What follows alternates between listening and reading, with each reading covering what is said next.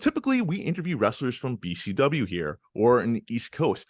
I'm excited to jump coasts right now, go all the way to the West Coast. Someone I've had my eye on in the social media universe. Ladies and gentlemen, give it up for the adventurous Lara Frazier.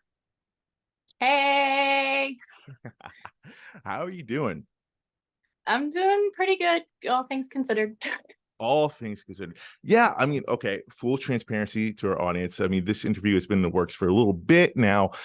Big life events happen on both ends, one of which I understand, unfortunately, you've had an incident with your apartment. I am very sorry to hear about this.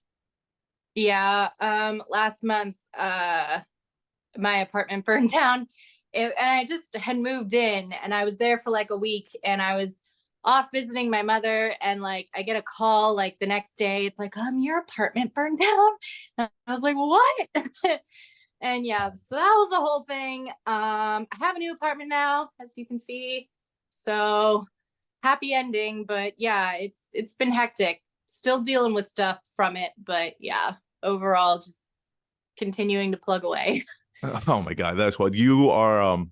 You're a warrior. I'll tell you that for, keep on doing what you're doing because, it hasn't stopped you from, going out, taking bookings to wrestling. I mean, I saw you even incorporated kind of like that into a promo of just like, the life that's been going on the outside in your real world to how different it is in wrestling. Yeah, it's weird. I was like talking to other people about it, like Vinny Massaro and stuff, and it's like, yeah, your personal life could be going to shit, but like part of my language, but No, wrestling, feel free, curse away. okay, cool.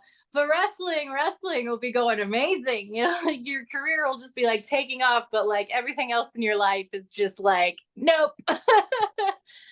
It's funny you say that because I feel like it's so rare when like both just like are nice and even at the same time. Like I find sometimes like, my personal life would be great. Then my career is like, I wish it could be going better right now. Or my career is going great. So my personal life is just like, well, today's another day. Yeah, for real. That's kind of how it is. Like I think I'm finally starting to like at least even out on my personal life. But yeah, I have some stuff in the works just to like help get me back mentally to where I need to be. Like physically, I'm fine. I have my apartment, whatever. But like mentally, it's just like my brain's been like on, you know, so much adrenaline. So it's just like, of of course, because I'm sure there's so many things going on in your mind. Like, first off, I mean, the whole living situation. I mean, that's got to get you. Then, the whole. I'm sure thought like, well, what if I was there? Like I'm sure that yeah. aspect went in your head, right? And then it's just like, of course, the aftermath, dealing with insurance, et cetera, et cetera. Like that's always a headache. Yeah, I'm dealing with that right now. Don't want to go too into it, but yeah, I am No, yeah, dealing no, with of course. insurance. Don't want to get into the insurance part of it. I can imagine that. But how have you overcome it mentally? I mean, has it just been going through the grind of like, doing your work as a wrestler or talking to friends? Like what's been working for you? um Honestly, just like continuing the grind as a wrestler, because like I don't know, I'm a performer at the end of the day, and I just need to perform. I'm sure you can relate. Um, but yeah, like just continuing wrestling and like of course having really supportive friends. The fans have been really supportive. Like so many people sent me so much money. I was not expecting that. Like I kind of put my Cash App and Amazing. Venmo as a total joke, and I was like, oh, okay, thank you. I appreciate it. That's amazing. Like I did see that as well. The wrestling community come together. It's so funny. The wrestling community. I mean, it gets a lot of bad rap sometimes, especially amongst women. But like at its core, like at its best, like you see moments like this, and it's just like I wish moments like that were talked about more in the wrestling community. Yeah.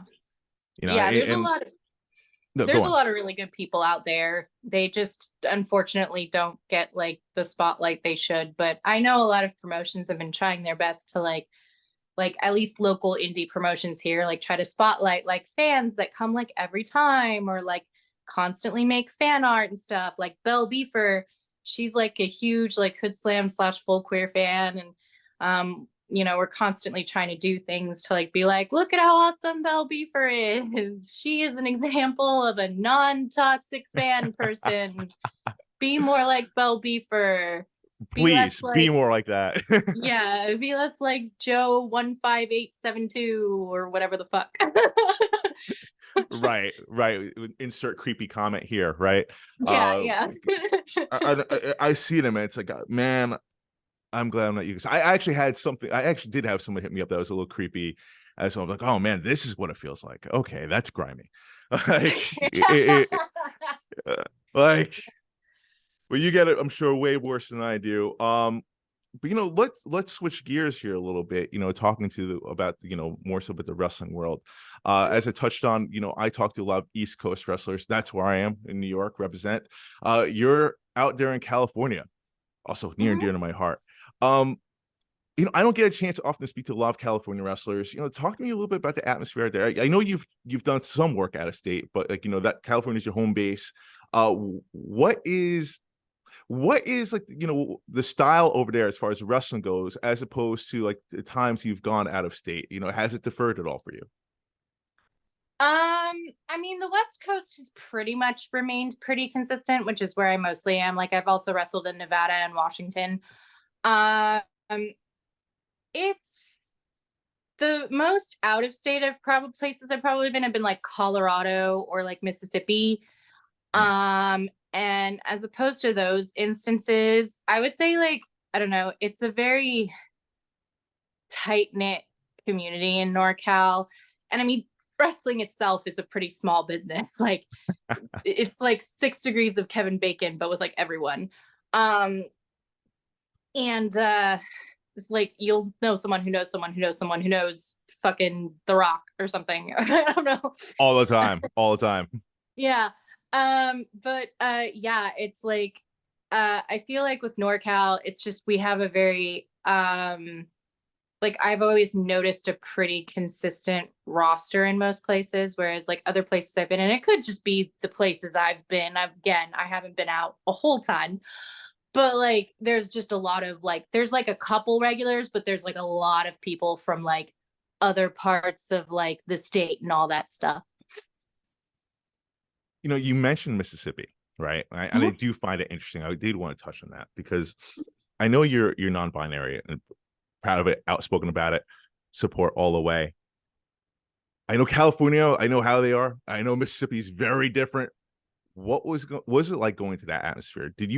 Were you nervous going into that at all? Going to a different state that has probably has different views out there. And was it different from your expectations? Um, yeah, I mean, I didn't really like get to experience too much of it, but for the most part, people like again, I'm very femme presenting. Like I basically look like a cis straight woman, so you know, I don't get it nearly as bad as some of my other friends who are, on the trans spectrum, if that's a word term. But yeah, so it's pretty easy for me to just like pretend I'm a cis woman, which I don't really like doing, but you got to do what you got to do to survive. Did you feel like you Um, had to do that there? a little bit, yeah. Like I don't know, like Oh, they'll people will make comments, like even in here in California, like for the most part it's fine, but like even here in California, they'll be like, "All right, ladies," or like, "Hey, girls," and I'll also be there. And I mean, like, I'm not saying like they need to be like, "Hey, girls," and non-binary individual. Like I'm not saying they need to make an exception, but like I don't know, I just feel like I kind of get lumped in, and it's like, I mean, that's part of the story, but it's not the whole story. right. So you feel that sense in wrestling in general. I mean, like, yeah, I can understand that. Because I mean, obviously, in insert wrestling promotion here, there's the women's division, right? There's the Hmm. women's championship. In Yeah. most promotions, not necessarily every single one, but like 98, 99% of them for sure. Hmm. Does that make you feel a certain way? Like, do you wish like, you would just get rid of those championships and just, have like a more inclusive championship, like, every person fight for a world title or etc. or a new title? Honestly, I'm kind of conflicted actually on that topic because on the one hand, it's like, yeah, I want everyone to fight each other because, I think that, if anything, it should be categorized by weight classes and purely just weight classes and not even gender. Cause like someone who's like my size, I could probably take, like, doesn't matter who they are, you Right. know, but, and they're going to have an advantage in some things and I'm going to have an advantage in some things. Like, it's not purely a gender, like the whole, this person has an advantage because they're this. And it's like, I mean, possibly, but not necessarily. Like, I've met guys that are like way smaller than me. Like, it doesn't necessarily matter. Like, but yeah, I'm kind of conflicted because I'm just afraid if like we do away with like the like women's titles and stuff, that like women will get less opportunities. Like, at least if we have like women's titles, it's like, well, we kind of have to feature women.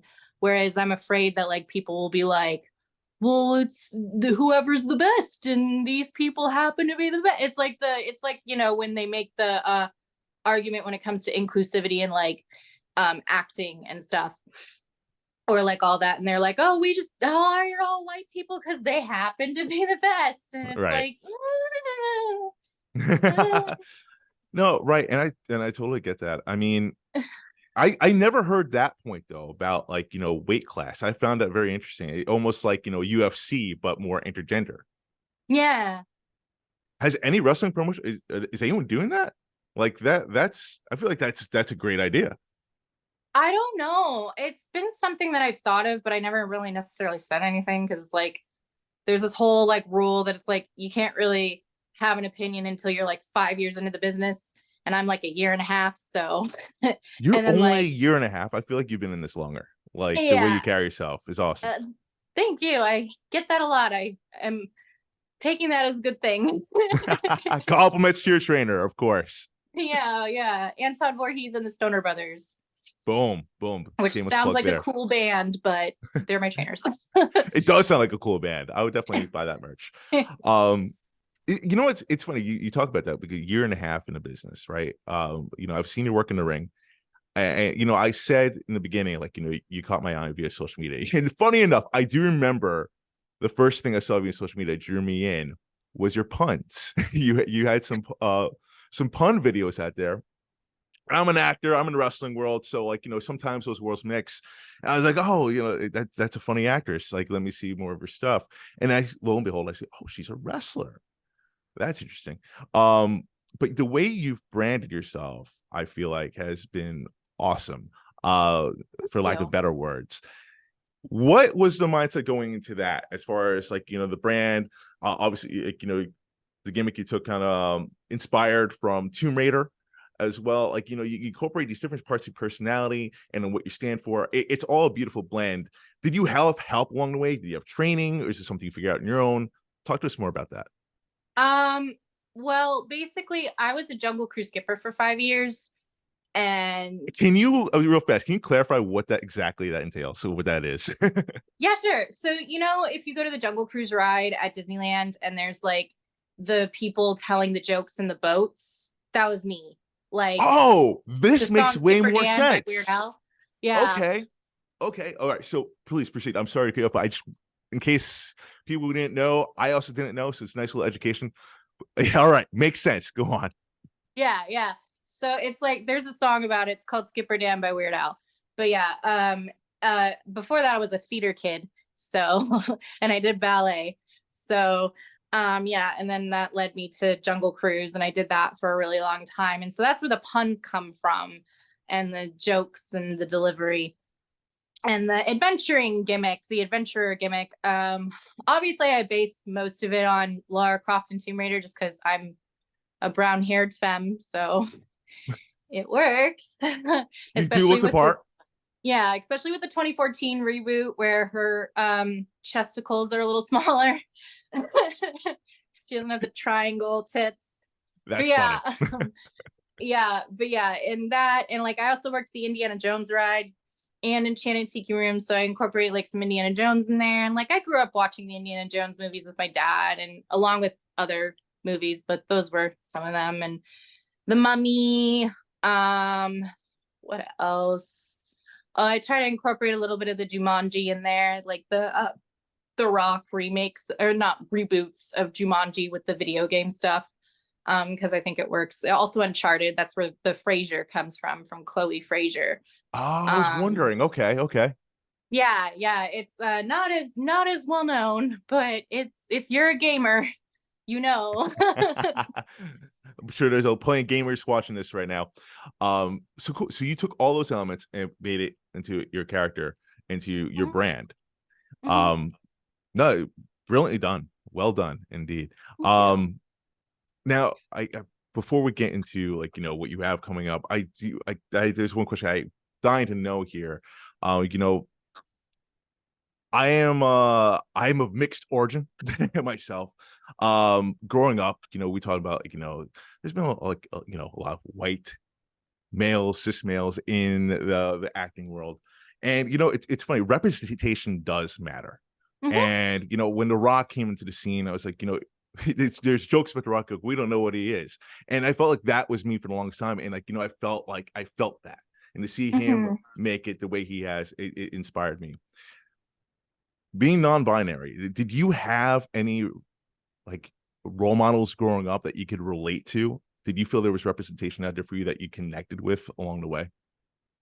Um, so it's kind of been weird for me because like I didn't really know what non-binary was until I was like in my 20s, and then I didn't really even start like really considering, oh, you know what, this makes sense, until my 30s, and then coming out and accepting it in my 30s. So, yeah, growing up, I don't know. I've always like had like uh people I've looked up to of all genders, I wanted to be like, different kinds of people, like, I don't know. I mean, this one's particularly silly, but like whenever I would play Smash Bros with my friends, I would always pick Kirby because Kirby doesn't really have a gender. Okay, so all right, okay. And he like swallows people and then he cosplays it's them. And that's one way I've kind of like played with gender a little bit, is like by cosplaying. Um, and yeah, so I really like Kirby. I really like there's like the Matrix was like a pretty formative, which is pretty obvious, but still pretty formative franchise, which ended up, being made by two trans women. So um That's true. That's right. We yeah, I'll have to forget about the yes. yeah, just the feeling of like things not quite being right, and just trying to like break out of a certain system. um but yeah, I always really liked the like alt girls, because like they kind of had a mix of like masculine and feminine traits in like Okay. media and stuff, like the alt girl characters. Like I think it was Sam and Danny Phantom or something, or like if she was like a goth or a punk or a grunge chick, I was like, I want to be just like her when I grow up. That is awesome. That's Yeah. do you feel that sense that you want to be that though for future generations? Like, like, I can do it. This is who I am, and leading the way for others like me. Do you feel a sense of that at all? um I mean, I don't want to like take anything on and think I'm like more important than I am. But like at the same time, like if people, if approaching public figure status, then like, you're going to take on responsibilities, once you start gaining an influence. So it's like, if I do gain enough of an influence in that sense, I would like to use it for good. And I would like people to feel like they, you don't necessarily need to be like androgynous in order to be non-binary. It's just sometimes, it's just how it is in your brain. Like I never really like, it's not that I didn't like, I don't know. I had that stage where I was like, I'm not like other girls. Most of my friends are guys. It's so embarrassing and cringe. But I did have that stage in my life. And then, I obviously educated myself and got better. Um, but yeah, like I ended up realizing like all of my friends that I was friends with at Disney, like most of them are non-binary now. I'm like, oh, that Wow. makes a lot Okay. of sense. Um, A lot of my close friends are queer, it's just it makes sense, you know. And I think that, yeah, there needs to be more non-binary representation, because like right now, really the only good one we have is Bella Ramsey, um from Game of Thrones and Last of Us. Because what's its face, Ezra Miller sucks. um and Demi Lovato isn't non-binary anymore, so yeah, like all we got is Bella Ramsey, and she's a child star, so hopefully she comes out okay on the other side. I'm pulling for her. But yeah, yeah, no, if people, need someone to look up to, I'm hoping I can, provide that kind of relatability, if that makes any sense. Like, Yeah, oh, yeah, okay, someone totally. like me, cool. I feel less like an alien. Like, Laura, I think you're doing a tremendous job as is doing thank that. you. I mean, like you say, like, you don't want to think anything that you're bigger than what you are, but you do have a voice, and you do have influence, even though you're in a year and a half in, it's making waves. Like people are noticing. Hell, I'm all the way across the country and I'm taking notice. So that means other people are as well. So you're doing a fantastic job. You're a role model to others, and I think you Thank should you. keep on rocking. As we're wrapping up now, I mean, hey, you're a wrestler. You have shows coming up, I'm sure. Plug away, my friend. Plug away.